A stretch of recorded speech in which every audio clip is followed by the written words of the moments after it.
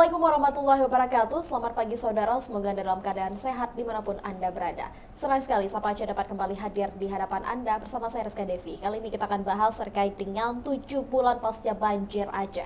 Saudara, 7 bulan pasca banjir di Aceh, kondisi para penyintas dan proses pemulihan masih menjadi perhatian. Perkembangan terbaru dan evaluasi penanganan bencana dan penguatan mitigasi juga penting dilakukan agar risiko banjir serupa dapat diminimalkan di masa depan. Untuk membahas terkait penanganan penyintas bencana, sudah hadir aktivis perempuan Rachel Fajri, Eksekutif Direktur Kata Hati Institute. Assalamualaikum Kak Raihal, Iya. panggilnya Kak Raihal. Iya. Iya, Assalamualaikum Kak Raihal, apa kabar hari ini? Waalaikumsalam warahmatullahi wabarakatuh. Alhamdulillah baik. Baik. Bapak, terima kasih sudah meluangkan waktu Ya. untuk hadir di talk show kali ini. Kak, ini kan kakak sudah ke lapangan ya, belakangan ini juga sudah ke wilayah tengah begitu. Seperti apa Kak informasi ataupun saat ini sejumlah warga yang terdampak di banjir ini kan masih ada yang bertahan di tenda, ada yang masih di pengungsian ataupun di hunian sementara. Itu kondisinya seperti apa informasi terbarunya? Ya, kalau melihat kondisi sekarang itu tidak banyak perubahan setelah hampir 7 bulan pasca. Kalau saya menyebutnya bencana ekologis karena ini soal tata kelola yang juga bukan hanya sekedar banjir dan longsor, tapi ada soal tata kelola yang kemudian memporak-porandakan kembali Aceh dan Sumatera November 2025 yang lalu. Nah, kondisi di sana itu masyarakat kan ada yang masih menunggu janji-janji pemerintah untuk huntara ataupun huntap. Mereka masih secara swadaya, ada yang tinggal di rumah keluarganya yang tidak terdampak bencana, ada yang tinggal di tenda-tenda, dan ada juga yang sudah dengan swadaya memilih mengapa istilahnya ya, menyewa rumah ya di lokasi-lokasi yang tidak terdampak bencana. Jadi secara swadaya yang kita lihat warga terkesan berjuang secara mandiri untuk keluar dari kondisi dampak akibat bencana. Belum lagi soal air bersih, belum lagi longsor susulan. Jadi misalnya sebelum hari raya kami ke sana itu kan ada hujan, curah hujan juga kembali tinggi, terus kemudian masyarakat juga was-was gitu ya. Jadi trauma dan segala macam itu kan masih membekas di mereka, dan apalagi kabar hunian dan segala macam itu kan gimana ya, seperti tidak ada kejelasan. Jadi komunikasi antar para pihak, saya pikir, untuk kejelasan status korban banjir atau korban bencana ekologis ini masih menggantung gitu. Baik terkait dengan, kan itu ada informasi tentang biaya pengganti, misalnya perabot, biaya pengganti macam-macam lah gitu kan. Ada biaya, kalau dulu istilahnya ada biaya hidup lah untuk mereka. Itu juga masih terkendala data, saya pikir. Jadi soal database juga masih menjadi permasalahan, soal akses juga masih menjadi permasalahan, soal tata kelola dari kalau urutannya ada tanggap bencana, tanggap darurat dan segala macam, pemulihan dan segala macam, ini kan masih menjadi persoalan besar gitu. Karena begitu bencana terjadi kan seharusnya itu ada proses tanggap darurat, itu sudah diumumkan pemerintah kan, berapa puluh hari, kemudian dilanjutkan berapa puluh hari pemulihan sampai rehab rekon gitu kan. Nah, kondisinya masih sama. Jadi seharusnya tanggap darurat selesai dengan para kondisi ABCD gitu kan, kemudian baru lanjut ke pemulihan. Nah, tapi kondisinya masih sama. Artinya masyarakat masih ada yang tinggal di tenda pengungsian. Pas 7 bulan pasca bencana kondisinya masih sama ketika beberapa hari setelah bencana, seperti itu. Tapi kalau tadi kakak sempat menyebutkan bahwa masyarakat saat ini masih menunggu janji-janji pemerintah, itu sebenarnya janji seperti apa yang memang tepatnya warga dari informasi yang kakak peroleh dari warga itu seperti apa?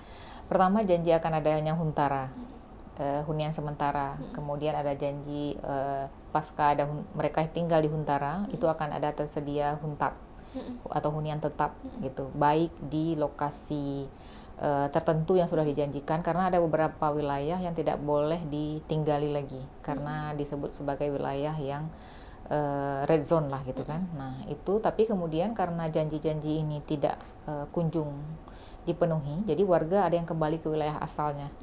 Seperti di Aceh Tamiang misalnya, itu kan ada warga yang kembali ke daerah-daerah yang di bawah jembatan tuh, Kota Lintang itu, yang seharusnya tidak boleh tinggal lagi. Tapi akhirnya mereka kembali memilih tinggal karena huntaranya tidak ada kepastian. Karena kan sejumlah huntara yang dijanjikan sekian ratus untuk memenuhi kuota si korban, tapi kemudian yang sudah layak tinggal itu setengahnya gitu. Jadi kan warga juga belum bisa menempati sesuai janji gitu. Atau misalnya saat itu kita ke Aceh Utara, itu juga sama. Di Aceh Utara juga sama. Jadi ada yang kondisi huntara itu di satu titik sangat layak lah kita bilang gitu ya, sangat layak.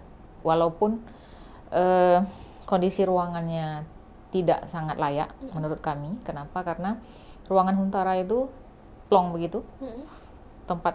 Ada tempat tidur 2, besar dan kecil. Terus mereka memasak di ruangan yang disediakan. Terus kemudian ada toilet umum juga seperti itu. Nah, kondisi ruangan yang plong begitu, kalau kita mau lihat itu kan sangat tidak layak tinggal. Kenapa? Karena ada keluarga yang misalnya dia punya anak, punya orang tua, punya anak laki-laki misalnya, ada punya anak perempuan, bagaimana tinggal dengan kondisi yang seperti itu. Nah, itu kalau kita mau melihat secara khusus gitu ya. Terus kemudian kondisi-kondisi lainnya misalnya. Jadi saat mereka harus tinggal, mereka dijanjikan misalnya ada jatah pengganti. Kayak rumah yang rusak total, itu kan kemarin disebutkan 60 juta. Tapi kemudian kan masih nego lah berapa sebenarnya dengan kondisi begini. Karena saat ditetapkan nominal untuk rusak berat, rusak ringan, dan rusak sedang itu kriterianya memakai kriteria bencana saat gempa. Jadi kalau itu tidak sama.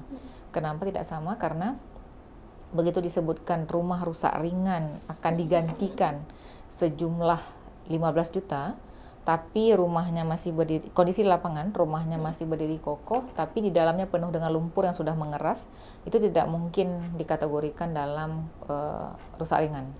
Memang bangunannya masih berdiri utuh, tapi di dalamnya sudah penuh dengan lumpur yang mengeras, dan warga pasti tidak akan sanggup. Baik. Nah, berarti saat ini memang ada sebagian warga yang memang sudah pindah ke huntara, tapi ada sebagian warga yang masih menggantungkan harapannya terhadap janji-janji pemerintah. Dan saudara, kita akan lihat bagaimana kemudian beberapa data yang masih belum update begitu, dan juga tadi sempat disebutkan ada tata kelola pemerintah yang masih menjadi tanda tanya begitu. Saat lagi saudara, tetap bersama kami di Sapa Aceh.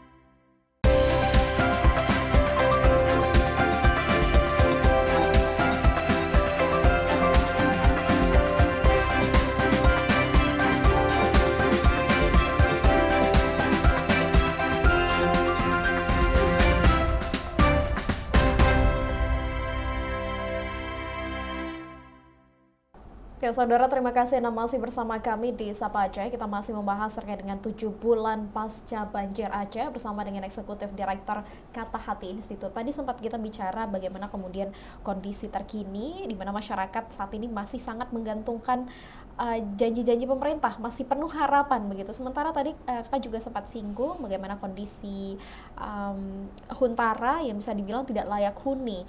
Lalu seperti apa Kak kondisi untuk perlindungan mungkin untuk kelompok-kelompok rentan, mulai dari perempuan, lansia, dan anak-anak, itu seperti apa kalau dari pandangannya? Ya, kalau kita melihat konstruksi huntara yang kalau kita bisa langsung sebut plong begitu, hanya ada tempat tidur 2, tidak ada sekatnya, ini kan sangat rentan. Jadi apalagi ada keluarga misalnya yang tinggal bersama, ada orang tua, anak-anak gitu, anak-anak perempuan, anak-anak laki-laki, ini kan sangat perlu perhatian saya pikir, karena apalagi Aceh kan mendeklarasikan diri sebagai daerah syariat Islam. Nah, dalam Islam bagaimana sih sebenarnya tata kelola dalam rumah tangga itu penting bagi pemerintah Aceh untuk melihat itu. Dan ini kondisinya juga ada Ya walaupun ada penyebutan bahwa ini kan kondisi huntara gitu, bukan huntap gitu. Tapi ini kan menjadi menjadi tempat tinggal korban pasca bencana yang seharusnya layak, dengan kondisi yang dapur ke sebelah sana, terus kemudian akses ke toilet sebelah sana dan segala macam. Ini bayangkan bagaimana ada kelompok perempuan yang misalnya ibu-ibu yang harus memasak pada saat malam hari misalnya. Bagaimana teman-teman disabilitas bisa mengakses untuk memasak, ke toilet dan sebagainya. Jadi saya pikir konstruksi, meskipun ini adalah huntara, sifatnya sementara, dan biasanya huntara ini kalau belajar dari tsunami Aceh itu kan bisa lebih dari setahun. Nah kalau lebih dari setahun bisa kita bayangkan bagaimana mereka, terutama kelompok rentan, bisa tinggal di kondisi yang seperti itu gitu. Jadi ini perlu, saya pikir pemerintah, stakeholder, para pihak terkait untuk memikirkan kondisi huntara ini gitu. Jadi bukan hanya soal sudah ada huntara, tapi ini soal bagaimana kelayakan dari sisi banyak hal. Dari sisi agama, dari sisi hak asasi manusia gitu kan. Jadi saya pikir negara juga harus memikirkan ini. Jadi hidup layak itu seperti apa? SDGs kan aturan global menyebutnya. Jadi hak untuk tempat tinggal, hak untuk air bersih, hak untuk hak asasi manusia, hak hidup dan segala macam, itu harus masuk dalam koridor kebijakan ini, saya pikir. Artinya kita punya payung regulasi begitu, bagaimana kelayakan untuk hidup. Yeah. Sementara kalau kita lihat kemarin ketika bencana itu banyak sekali wilayah-wilayah di tengah yang memang terisolasi, Kak. Yeah. Kemarin juga Kakak sempat sebutkan bahwa sudah berkunjung ke sana baru-baru ini. Yeah. Itu seperti apa kondisi di sana? Apakah masih banyak daerah yang sulit untuk aksesnya, baik transportasi atau untuk air bersih, atau seperti apa? Ya, untuk infrastruktur jalan dan jembatan yang kemarin rusak saat bencana ekologis terjadi ini kan belum sepenuhnya menjadi perhatian pemerintah, walaupun kita tahu bahwa infrastruktur ini adalah salah satu penunjang ya. Ini baru kita cerita infrastruktur jalan dan jembatan. Karena data terakhir menunjukkan bahwa inflasi Aceh tinggi sekarang. Salah satu penyebabnya adalah daerah dataran tinggi Gayo. Kenapa? Karena harga barang meningkat drastis akibat dari infrastruktur jalan dan jembatan yang tidak bisa memfasilitasi proses ini gitu. Jadi selain bahan makanan dan lain-lain yang harus dibawa dari sini, misalnya dari Biren dan segala macam untuk ke Dataran Tinggi Gayo, juga hasil panen warga. Misalnya kemarin ini baru saja panen raya kopi di sana. Nah kemudian kan biasanya masyarakat di sana, petani di sana kan membawa hasil ini kan dengan truk kontainer yang besar dan segala macam. Sekarang karena kemampuan atau daya tampung jembatan yang pasca bencana itu kecil, hanya beberapa ton itu, 20 ton itu yang dibatasi, jadi daya angkut itu kan menjadi di bawah dari biasanya. Nah ini kan memperbesar biaya angkut. Nah ini juga salah satu penyebab inflasi tadi. Nah belum lagi masyarakat pasca bencana itu kan masih pendapatannya secara ekonomi itu kan masih tertatih-tatih lah kita bilang kan, dengan hasil panen mereka yang menjelang panen kemarin, ada cabai dan macam-macam itu rusak, padi juga rusak, ada beberapa lokasi kopi juga yang terbawa longsor gitu. Jadi pemulihan ekonomi ini saya pikir ini menjadi penting untuk diperhatikan oleh pemerintah, karena misalnya warga kalau jalan antar kampung misalnya, ya kan, antar kampung mereka dengan swadaya bergotong royong membersihkan jalannya, tapi kemudian jalan provinsi ini kan butuh daya yang luar biasa, perhatian pemerintah gitu. Jadi kalau dibiarkan warga untuk menyelesaikannya sendiri, saya pikir pertanyaannya adalah di mana letak negara gitu kan. Jadi warga misalnya sudah bergotong royong yang membersihkan diri jalan-jalan yang kecil-kecil itu. Nah baru-baru ini bahkan jalan kabupaten pun warga mencoba dengan swadaya untuk membersihkannya. Jadi saya pikir kan kesannya kita nggak belajar dari bencana tsunami yang besar itu kan. Nah bagaimana tata kelola pasca bencana itu? Nah seharusnya itu menjadi perhatian khusus gitu. Jadi Satgas Nasional misalnya sudah dibentuk, ini perlu untuk lihat.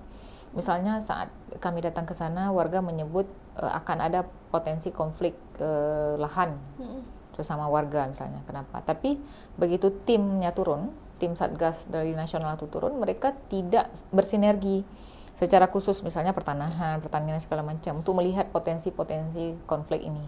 Misalnya ada tanaman kopi dan segala macam, itu yang ditanam selama ini kan di tebing-tebing kayak gitu. Begitu longsor kan jatuh ke bawah semua. Nah sekarang siapa yang akan menyelesaikan konflik ini, potensi konflik ini, dan itu penting. Itu soal tadi infrastruktur juga. Nah infrastruktur untuk ke sana, nah pemerintah harus sangat peduli terhadap ini karena ini soal inflasi. Nah belum lagi warga yang anak-anaknya yang belum bisa bersekolah. Kenapa? Karena sekolahnya kan hancur, belum dibangun.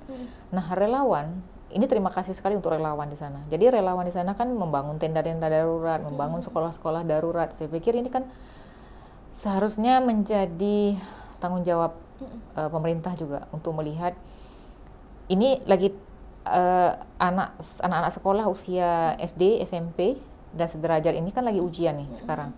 Bayangkan mereka harus ujian di tenda darurat dan mereka tidak bisa belajar, lampu begitu listrik mati, internet tidak ada, ya kan? Terus bayangkan listrik nggak ada, mereka kayak mana cara belajarnya? Baik. Berarti kalau kita lihat tadi juga bicara soal distribusi yang memang masih sulit karena infrastruktur yang belum sepenuhnya pulih, kemudian juga mata pencaharian masyarakat yang masih sangat bergelombang begitu. Sementara juga tadi soal akses pendidikan, dan kita akan lihat bagaimana kemudian penyelesaian dari masalah ini, apa sebenarnya yang sudah diterima oleh warga 7 bulan pasca bencana banjir di Aceh. Sesaat lagi saudara, tetap bersama kami di Sapa Aceh.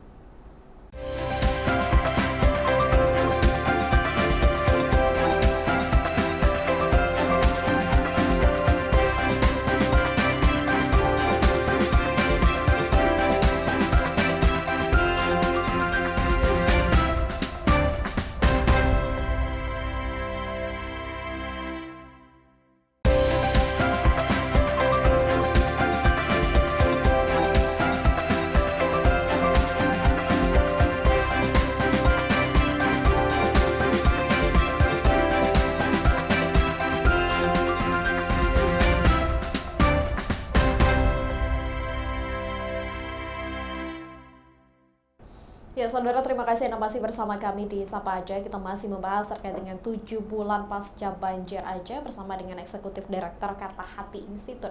Tadi kita bicara bagaimana kemudian kondisi distribusi yang masih menjadi kendala karena memang infrastruktur yang belum pulih. Sementara juga kita bicara bagaimana pemulihan terhadap mata pencarian masyarakatnya. Sementara kalau kita lihat kakak saat ini kan sudah langsung terjun ke lapangan begitu. Dari informasi yang kakak terima pasca 7 bulan pasca bencana ini, apa sebenarnya yang sudah diterima oleh warga? Mungkin informasi dari warganya langsung seperti apa? Jadi ada beberapa jenis kebutuhan yang mereka butuhkan, misalnya bahan makanan pokok. Nah itu banyak dibantu oleh relawan-relawan dari berbagai wilayah di Indonesia gitu kan. Terus kemudian ada juga bantuan air bersih, fasilitas air bersih. Terus kemudian itu yang paling penting sekali kan, fasilitas air bersih. Walaupun belum secara kalau air bersih itu kan belum ke hulunya, karena ini masih temporari sifat yang diberikan. Jadi secara permanen air bersih itu belum juga bisa diakses oleh masyarakat korban. Nah pemerintah kan menjanjikan ada uang, bahasanya warga menyebutnya kayak uang makan kayak gitu. Uang makan, terus ada uang pengganti perabot, terus ada uang kayak untuk mereka yang nggak dapat huntara tadi, untuk pengganti mereka sewa kompensasi sewa rumah gitu. Nah itu kan saya mendengar per tahun itu mereka dikasih 1.800.000. Mereka bertanya di mana mereka bisa sewa rumah dengan harga segitu gitu. Nah itu ada komunikasi yang saya pikir antar dari para pihak ke warga mau nanya ke siapa juga nggak tahu gitu kan. Nah jadi dana-dana itu terima. Nah tapi kemudian verifikasi data yang di lapangan itu masih sangat sengkarut menurut saya, karena ada warga yang mengatakan bahwa saya sama statusnya misalnya dengan si A atau dengan si Polan, tapi kenapa penerimaannya berbeda gitu. Jadi misalnya si korban ini terdata dia sebagai yang menerima layanan kesehatan yang kemarin misalnya, tapi kemudian si ini nggak dapat, atau datanya bisa terbalik. Ada yang korban harus mendapatkan perawatan yang ekstra untuk kesehatan, tapi nggak dapat. Tapi yang dapat datanya adalah orang yang sebaliknya gitu. Begitu juga untuk data rumah yang rusak. Nah, misalnya ada yang rumah rusak ringan misalnya, itu masuk ke dalam kategori rusak berat masuk dalam kategori sedang gitu. Jadi sinkronisasi datanya yes. Nah, itu seharusnya kan ada pola terstruktur dari pemerintah, dari tingkat pusat lah kita bilang sampai ke bawah. Di desa kan juga ada gitu. Misalnya sebenarnya bagaimana cara memverifikasi data yang benar itu kan, dan lokasinya bagaimana. Nah, itu saya pikir penting sekali untuk dilihat agar datanya tidak bertukar sama tepat sasaran. Karena itu yang penting sekali, karena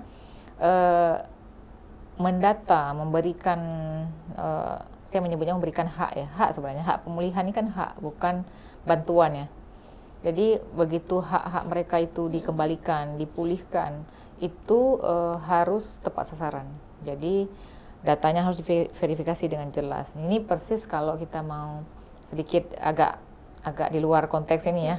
Seperti yang desil waktu JKA kemarin, kan banyak yang desil 3 ke desil 6 ke 10 dan macam-macam 8 plus gitu kan. Yang sebenarnya datanya warga yang di desil ini dia kok udah ke desil di atasnya gitu. Nah, begitu juga sekarang yang terjadi di korban bencana. Jadi ada yang rusak ringan masuk kategori rusak berat, ada yang rusak berat masuk kategori dalam rusak sedang. Jadi begitu juga untuk pemulihan mata pencaharian gitu. Jadi yang petani misalnya dia dengan wilayah garapan yang sudah rusak itu bagaimana cara mendatanya, berapa luas area pertanian yang rusak, apa saja yang akan digantikan dan segala macam. Karena ada satu klausul misalnya dalam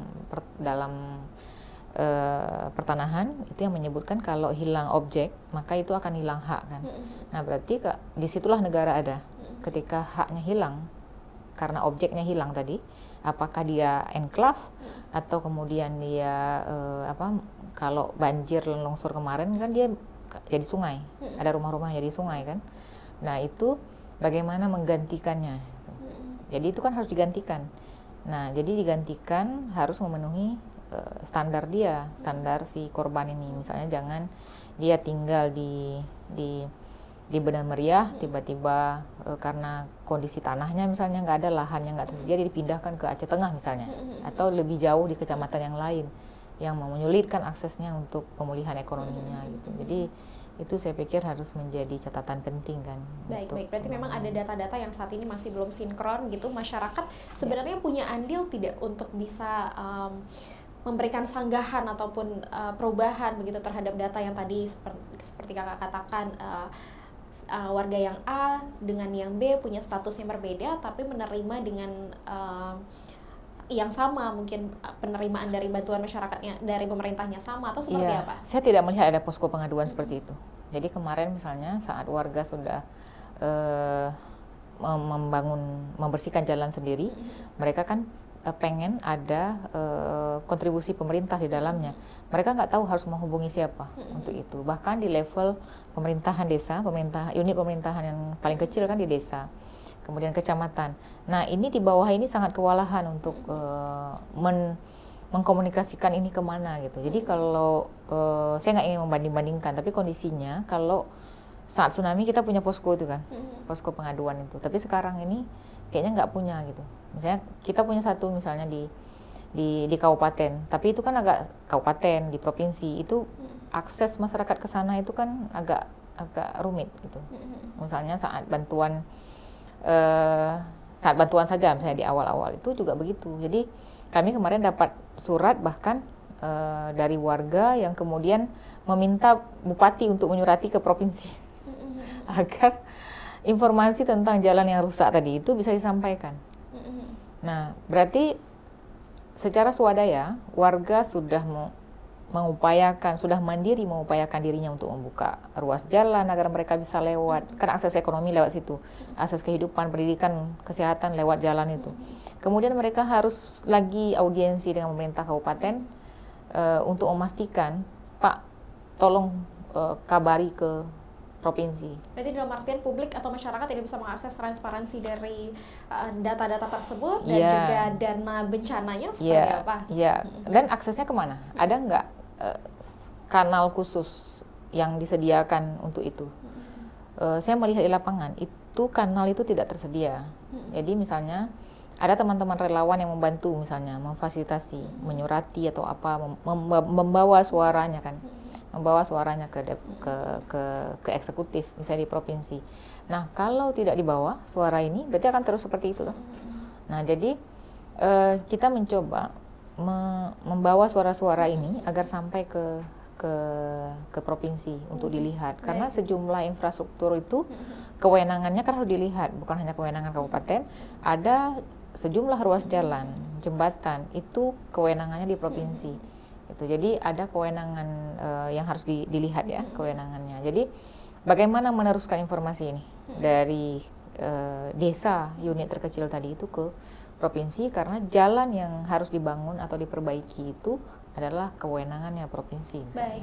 Berarti di sini memang ada andil dari kata hati sendiri untuk bisa menyalurkan begitu suara dari warga kepada pemerintah, dan juga saat ini memang kita berharap bahwa perbaikan tata kelola ini bisa menjadi perhatian serius dari pemerintah begitu. Dan terima kasih banyak Kakak sudah berbincang-bincang di Sapa Aceh kali ini. Dan saudara, demikian perbincangan kita di Sapa Aceh terkait dengan 7 bulan pasca banjir di Aceh. Jangan lupa saksikan Sapa Aceh setiap hari Senin, Rabu, dan Jumat di Kompas TV Aceh. Saya Rizka Devi pamit undur diri, sampai jumpa. Wassalamualaikum warahmatullahi wabarakatuh.